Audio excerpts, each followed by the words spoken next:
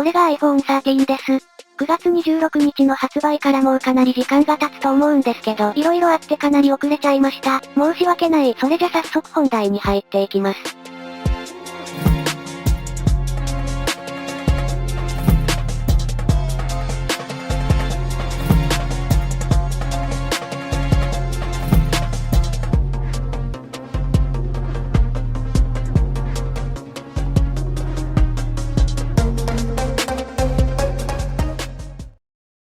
はい、というわけで改めましてどうも皆さんこんにちは。新しく iPhone が発売されて盛り上がっているというかもう落ち着いてきたと思うんですけど、今回せっかく手元にあるということで、このチャンネルでもレビューしようと思います。そう今回の iPhone、ご存知の通り無印とミニはこちらの5色展開、そしてプロモデルは4色展開となっています。ではまずはこの段ボールを開けていきます。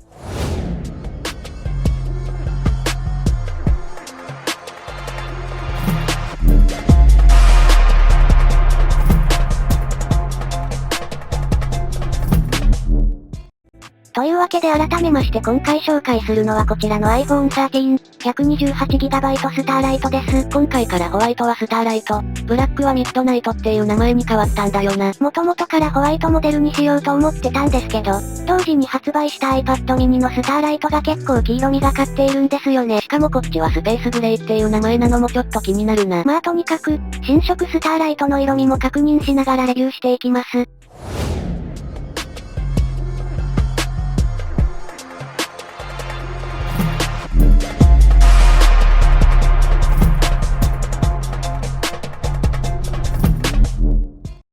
はい、というわけでまず付属品はこちらの本体。いやーやっぱり美しいな。そしてライトニング2タイプ C のケーブル、あとは説明書とかおなじみのステッカーなどが付属しています。じゃあまずはこの本体の見た目の方を見ていくんですけど、筐体は12と同様、角張った4や 5S などに近いデザインです。そして気になるスターライトの色味なんですけど、背面のガラスの部分は11のホワイトモデルと比較しても大差ないかなっていう感じですね。今こうやって映像で並べてみてもほとんど違いはないです。個人的にはプロモデルよりもこっちは側面がアルミでマット仕様なのでいいんじゃないかとか思ったり思わなかったり。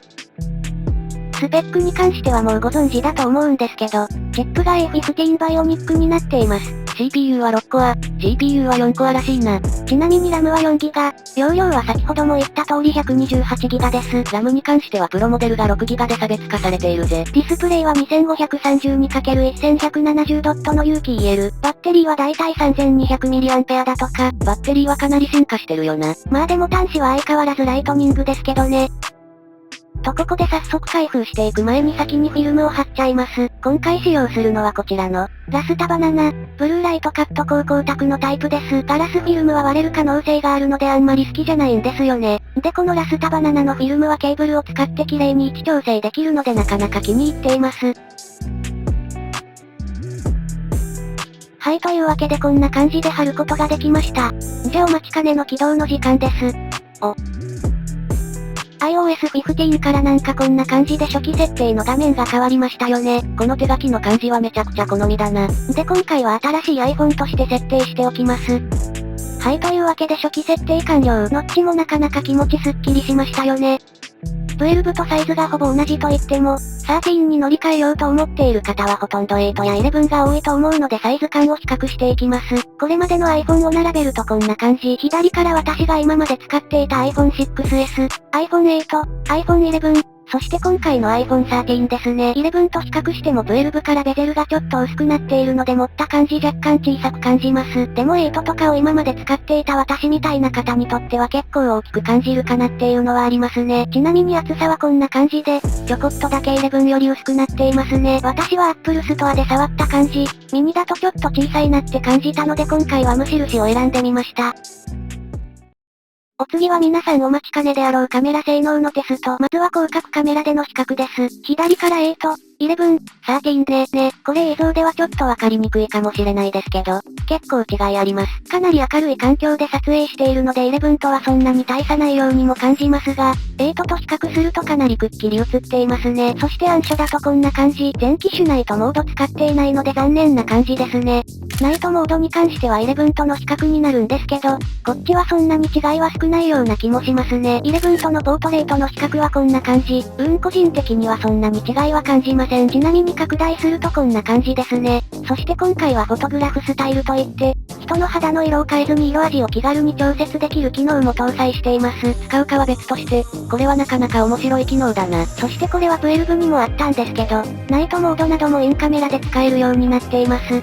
これはなかなか良き。お次は動画撮影のテスト。今回から全機種にセンサーシフト式手触れ補正が搭載されているのでかなりブレの改善が期待できるところ。これはかなり優秀で、結構ブレに違いがあるのがわかりますよね。なんかブレが少し滑らかになっている気がするな。私はガチでスマホで動画を撮影するときはこちらのジンバルを使って撮影するんですけど、ジンバルなしでもそれなりに使える映像が撮れるのではっていう感じです。そして私が一番気になっているのはこちらのシネマティックモード。ポートレートモードの動画版みたいな感じで、人以外にも気軽にボケ感を演出できます。これはすごく撮影の幅が広がりそうだな。まあとは言っても使う人と使わない人でかなり分かれる部分ではあると思います。まあこのボケ感はチップが処理してくれているので若干境界線が曖昧ではあるのが改善してくれるともっといいんですけどね。ちなみに撮影した後でもこんな感じで編集の部分から手動でピントを調節することができます。これはかなり技術力が高いし、めちゃくちゃ面白いな。個人的な考えは、カメラ性能だけで見ると普段からガチでカメラにこだわっていない方にとっては11でもまだ全然大丈夫だと思いました。でもやっぱり8や 6S などを使っている方はカメラだけでも普段使いでかなり変化を感じると思います。私もこの動画を出した1年半前くらいからずっとメイン機に 6S を使っていたけど、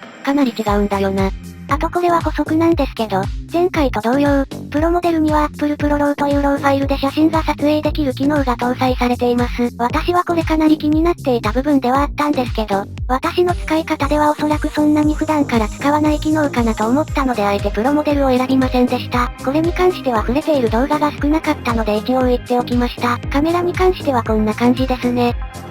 そしてお次はマグセーフ周辺機器について、12からマグセーフが搭載されているんですが何かと私体験したことがないのでこれが初のマグセーフです。そして今回はこちらを紹介。iPhone 13用 Apple 純正シリコンケース、ミッドナイトです。実は私去年のこの動画で開封した 6S で初めて純正のシリコンケースを触ったんですけど、もうこのケース最高すぎでしたわ。さすが純正っていうだけあってかなりシリコンケースの中でも作りがしっかりしていて質感もかなりいいんですよね。ちなみにスターライトの本体に装着するとこんな感じ。ミッドナイトということで若干青みがかった色なんですけど、モノトーンな感じで個人的にはめちゃくちゃ好みです。スピーカーの穴とかもかなり精度よく作られているのがグッドポイント。まあケースはこんな感じです。まだマグセーフ充電器は持っていないのでまた今度試してみようと思います。そして最後にアンツプベンチマークです。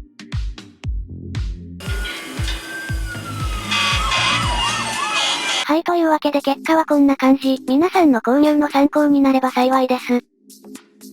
はい、というわけで今回の動画、いかがだったでしょうか。かなり開封動画を撮るのが遅くなっちゃったので投稿が遅れちゃったんですけど、少しでも参考になれば幸いです。一応まとめとして私がプロモデルを選ばなかった理由を話しておきたいんですけど、プロモデルと無印の違いって、バッテリー、カメラ性能、ディスプレイのフラッシュレート、GPU のコア数じゃないですか。それと数万円の価格差と13無印との軽さの違いを比較した時に、やっぱり私は無印の魅力に惹かれたんですよね。確かに、今まで 6S を使っていたからプロモデルにしちゃうと重すぎて疲れてしまうかもしれないからな。でも、プロモデルにするかそうでないかは本当に人によると思うので Apple のホームページを見て、どれが自分に合ったスマホか見極めるといいと思います。